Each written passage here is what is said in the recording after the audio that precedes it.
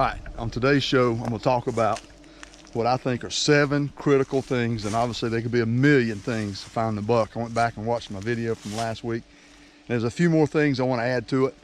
So real quick, stay tuned. I'm gonna give you 7 steps, 7 strategies for helping you improve your odds of getting a buck this year. All right, I know you guys have heard of tangible and intangible things. You know, tangible are things you can touch and see and taste and feel and hear, all that good stuff, like this tree right there, like that rub right there. You know, you can see it, you can feel it. So like I said, there are a plethora of different things you can do to be successful when you go deer hunting. But I'm telling you, everyone's got their own, and in reality, you can narrow it down quite a bit and make it as simple as possible. But it's super critical that you pay attention to some key items. And this is from my perspective. And I know some people are gonna say, well, no, he forgot this, or no, I disagree. He should have thought about this. This is just from my perspective, okay? And I don't claim to be a great hunter, never have, okay? But trying to help you become more successful is one of my goals for this show. When I was a manager in automotive, I would try to come up with acronyms, and it would help me remember things. It's like the SRL. I don't know if you guys saw that video. Shot, reaction, location. Those are 3 things you need to pay attention to when you shoot a deer. So today I've got 2 acronyms. One of them's DICE, all right? And I'll share the other one with you in just a minute. And that's dedication, commitment, and endurance. You're thinking, what's that got to do with deer hunting? And where's the I at? Well, the I is myself. I have to be dedicated, I have to be committed, and I have to be willing to endure. Because a lot of times people get lucky. I've been lucky a couple of times, but you're not always going to be lucky. You're thinking, well, dedication and commitment are the same thing. No, they're not. All right, so let's say, for instance, I'm dedicated to scouting for a week or so. I go hunt, I'm dedicated to staying in my stand for a week or so. I don't see anything, I get frustrated and I quit. Well, you were dedicated for 2 weeks, what happened? You weren't committed. You gotta be committed to doing that consistently. I mean, looking for these old rub signs like this, looking for tracks, droppings, all those different things, you gotta look for that stuff, and you gotta be dedicated in doing so, but not just for a short period of time. You gotta be able to do that for a long period of time. So that's where the commitment comes into play. And then how well you're committed will depend on how much you're willing to endure. It's cold, it's rainy. You know, you've got a hectic schedule at home with family, or your job, or whatever. Maybe you're on public land and someone got you spot and you gotta go somewhere else. Or you blew your first opportunity, you spooked the buck, or you missed, made a bad shot. Whatever the reason is, you gotta be able to endure, okay, in order for your commitment to last. So those are 3 things right there, including yourself, 4 things that you have to be. I have to be dedicated, committed, and I have to be willing to endure to be able to get that buck, because a lot of times this just don't happen immediately, okay? I'll tell you a short story right here. Several years ago, me and 2 of my buddies, we went deer hunting. I'd done some virtual scouting on this place, and I'd actually called some biologists, called the depot stations, looked everything up. I got everything mapped out. I knew exactly where I wanted to go. So right before lunch, I said, let's go take a look at the area so we know where we're going to go this afternoon. Hey, yeah, let's go do that. A doe ran out from in front of us. We said, to heck with lunch. We want to skip lunch. The deer are moving. So we all bailed out. They went to the one side of the road on the left side. I went to the right side. I started stalking into the woods. And it was nice and wet. This was late December, so I'm thinking possibly the second rut, maybe. I'm looking around, stopping, looking around. All of a sudden, there's 2 bucks with a doe, 2 8-pointers. And I was able to shoot that 8-pointer within 15, 20 minutes of getting out of the truck. So sometimes that happens. You get lucky. But I can tell you, more often than not, that's not going to happen. So you got to be dedicated, committed, and you got to be willing to endure, okay? So I'm looking around here, just looking to see if there's any leaves kicked up. And I've got some white oaks over here. And that's going to bring me to my next topic, okay? That's the intangible. That's something that you can't see or taste or touch or hear or feel. Those are the intangibles, but you gotta be willing to adhere to those. So I got an oak tree right there. It's a white oak. I'm not seeing anything. The next acronym is real short and simple too. It's only three words. And like I said, I narrowed all these down, but you know, within each word is a huge category of different events that can take place. So the first word is time. The second word is practice. And the third word is scouting. And you got the I again. I have to be willing to put the time in. I have to be willing to practice, and I have to be willing to scout. Okay? So let's think about that for a minute. This is that water feature I put in last year. And I want to get off on a different topic. It took the deer several months before they even would use it. And we're kind of in a drought right now, so I need to bring some water up here. But that's a great segue to the next topic. Okay, so when I said tips, you know, I have to put the time in, the practice in, the scouting in. That's not necessarily in a chronological order, just fit for the word tips, okay? But this water feature, it took time to put that in. It takes time to put food plots in. It takes time to scout. It takes time to put tree stands in. It takes time to go out there and practice and be diligent to sight your gun in or your bow. It takes time to study about whitetail deer. You know, you want to learn as much as you can about them, understand what they like to eat, you know, when they move the most, the best times for them to move in your area or your state.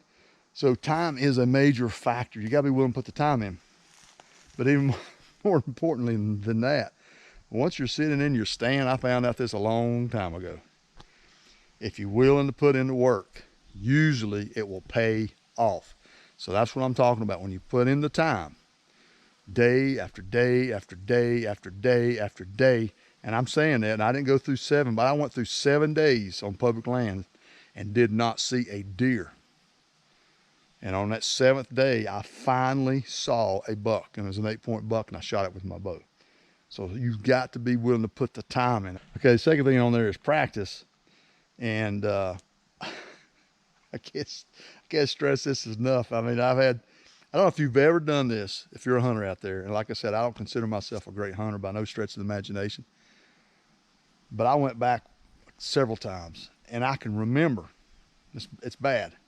But when I sit down and start writing on a sheet of paper, I can remember all the times I either missed with a bow or a rifle, or I blew the opportunity by spooking the deer or moving, whatever. And you're going to find out that a lot of times that happens. So when you put that time in and you do everything else right, and then when it comes that right down to the moment of truth and you blow the shot, then you wasted everything else. Everything you put into this, all the effort, everything you put into it is wasted. So you got to practice.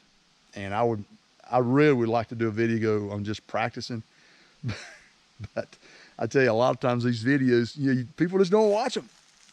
People want to see something go down. I mean, hit the ground, and I don't blame you. You want to see the shot. You want to see a buck hitting the ground. But it is vitally important that you practice. And I'm telling you, there's a big difference between sitting out in your backyard drinking a glass of cold water or tea or whatever and making a shot nice and calm and relaxed, no duress, no pressure, no stress, heart rate's nice and calm, versus the boom, boom, boom, boom when that big buck comes in. So practice in itself, you got to figure out the best way for you to practice, but you got to be able to make sure everything is sighted in, dialed in, you know your equipment, you know everything, and you're ready to make that shot. And the last one is just because of, like I said, the way this acronym worked out is scouting. And you can have 100 probably items under the word scouting. But like I said, in that first video, it goes back to, do I have historical data? Have I hunted this property before? If I say yes, then I go to the next box. Has anything changed on it? And if there has been no dramatic changes to the property, this is just my experience. Because I messed up, I told you I blew a nice buck, and I actually blew him out on this piece of property. Stay out of it. If there's no dramatic changes, just stay out of it. All right. You can look in other areas around that property at your mass crop and everything else, and to see what's being produced, or call your biologist, call the game depots and get their mass crop survey, and they'll tell you, okay, at a certain elevation, you can expect this. All right. But when it comes to scouting, a lot of times less and better. So that's on property that you already know. And like I said, there's no change in that. If there are changes and you can't check that box, then you have to go in and scout. And you may have to start all over.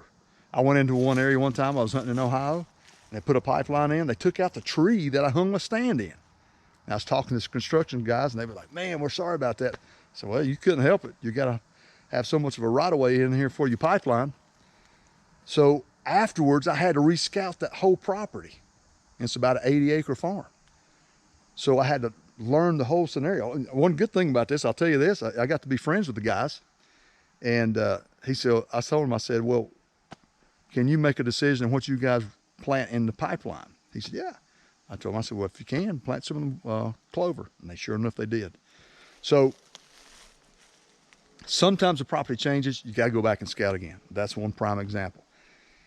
If it does not change, like I said, stay out.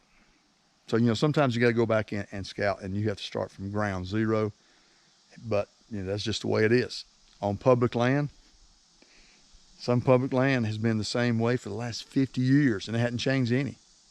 But has someone moved in on you, or someone hunting, if you found a new tree stand location in there, then you maybe have to do some more scouting. But if nothing has changed, my recommendation is staying out of it. If you're going to a brand new location, obviously you can't check any of those boxes. You got to say, okay, I don't know anything about it. I highly recommend doing the virtual scouting. Drop some pins, get them on your GPS. You go straight to them. And plus, it's a safety feature. You can drop a pin where you park, find your way back out, and go to those locations. If you like hunting saddles, I do. If you like hunting benches, I do. Find those areas, go straight to them, find out what's on either side of them, get set up, find out the wind direction. It's the same thing that you would do in your home state in a different state, okay? It's just dependent on the agriculture that's available, depending on whether you're gonna be hunting close to a crop or something like that, close to a large body of water. I like hunting near large bodies of water because it provides a border. Most of the time, deer aren't willing to jump in there unless they're heavily pressured. So you can hunt those areas, and it's kind of like a border, and they can't go behind you. But scouting is a vital part of it. You've got to be able to scout. So that's tips. So I got to be able to put in the time. I've got to be able to practice, and I have to be able to scout. All right, those are vitally important. So that's 7 things. You've been saying 7. It's 6 things, but you include yourself. That's the 7th. If you want to get a buck, that's what you're going to have to do. And the endurance and the time is probably the 2 biggest things. Because quite honestly, you could walk into a state if you do your research, and if you want a trophy deer, you want something that's huge, then go to the Midwest, go to the North Midwest, go to Canada if you can afford it. But go to these areas, look at the record books, go to where big bucks are. If that's what you're after, and that's what I said, that little short video I did on insanity, doing the same thing over and over again, expecting different results. I have never seen a trophy buck where I hunt. It's terrible to say, but 20, 30 years, and I know a bunch of friends the same way. They go to other states. You just may not be in a state that's got trophy deer. My state's got a great turkey population and a great black bear population. That's what we're known for, not for bruiser whitetails. So part of your scouting needs to be doing the research. If you're comfortable with shooting 80 to 100-inch deer every year, stay where you're at. But if you want a bruiser, part of that scouting needs to be researching different states where they have a higher number of trophy deer. And then you go to those states and then you hunt. So I don't know how well I organize my thoughts, but you get the understanding. Okay, you get the premise behind this video is you can do a lot of different things, but try to narrow the scope down and focus on some primary things. That's why I said with dice, you gotta be dedicated, committed, and you gotta be willing to endure, because year after year after year, I never did shoot a deer. I have never killed a Pope and Young, and I really don't get into that aspect of it anymore and scoring deer. Now, yeah, I wanna shoot a bruiser. I wanna shoot the biggest buck I can, but I'm more into the experience. I'm more into the planning, the strategy, the hunt itself. That's what I'm more into. So I have never been on a guided or a semi-guided hunt. So it's one of those situations. Some people do that. And I know there's a lot of shows out there, that's what they're doing. Well, your odds are better. Obviously, someone's put in the work for you. But hopefully I conveyed to you the right message on what you need to expect if you're gonna get a big buck. And like I said, and I'll reiterate this one more time, I've already said it once, if you're comfortable with what the local deer provide and you're not willing to go out of state, then that's great. Because like I said, you know, if you're comfortable with the 80, 100-inch deer, and there's a lot of deer on my wall that fall in that category, okay? Got a bunch of them. But if you want a bigger deer, part of your scouting regimen has to be researching states that have the biggest population of big bucks, the highest harvest level of big bucks, or even a sleeper state that doesn't necessarily have a huge population of trophy buck harvest, but they've got them, and maybe not many people go in there. You got to play that pressure game. You know, areas that don't have a lot of pressure, you can find big bucks. So tips, I said, was time, practice, and scouting, and I have to be willing to put that in. Like I said, some people are lucky. I've been lucky. You know, like I said, that one time I just explained to you, that's not gonna happen all the time. That's gonna be the exception. That's not gonna be the rule. So be prepared to put the time in, all right?